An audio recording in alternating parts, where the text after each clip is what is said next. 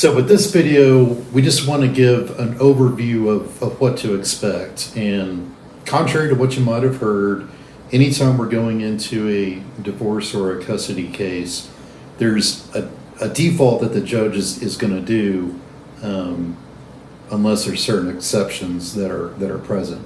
So what we run into a lot, we get clients, maybe your aunt's telling you what happened with their divorce, or your parents are telling you or something, or you've got a friend who used to work for a lawyer and they're telling you how it's going to work, and you just need to ignore all of that.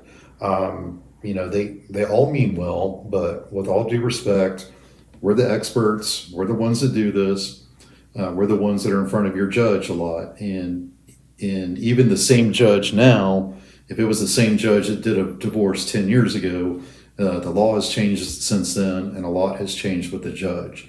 So we just need you to trust us and listen to us. That's why you got us, and just ignore all the white noise from outside.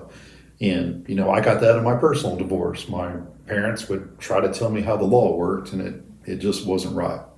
But with that being said, so let's talk about custody for a second. And the law has changed in Arkansas now, where the default is joint custody. And that's, basically 50-50 time. It's usually week on, week off, but we can work out the details of it down the road. Some people do an exchange on Friday, some do it Sunday. But you're basically going to start off with, you're both going to get 50-50 time with the child.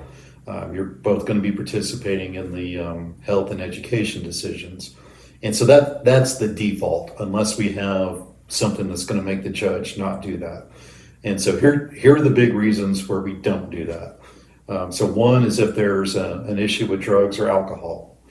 And in that case, that you're either the person with the drugs or alcohol problem, it's either going to be every other weekend, or it's going to be supervised visitation, something like every other weekend. And so if that's going to be an issue for you, it's something we need to get out there and address.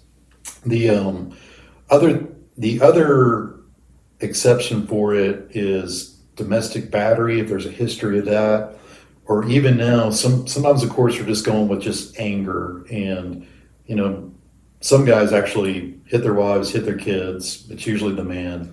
So a situation like that, we could get to supervised visitation for whoever's having that issue.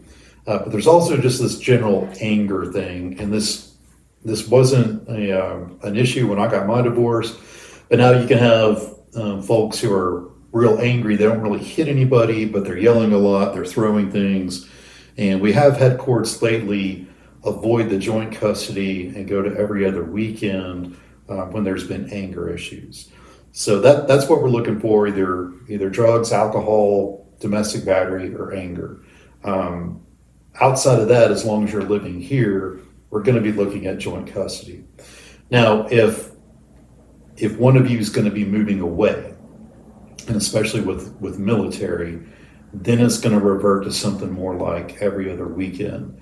And we don't have a hard and fast rule here, but once you're getting more than a couple of hours away, and especially as the child hits school age, it just makes joint custody impossible. But sometimes there's situations where you or the co-parent, has taken a new job in a different state, or up in Fayetteville or something.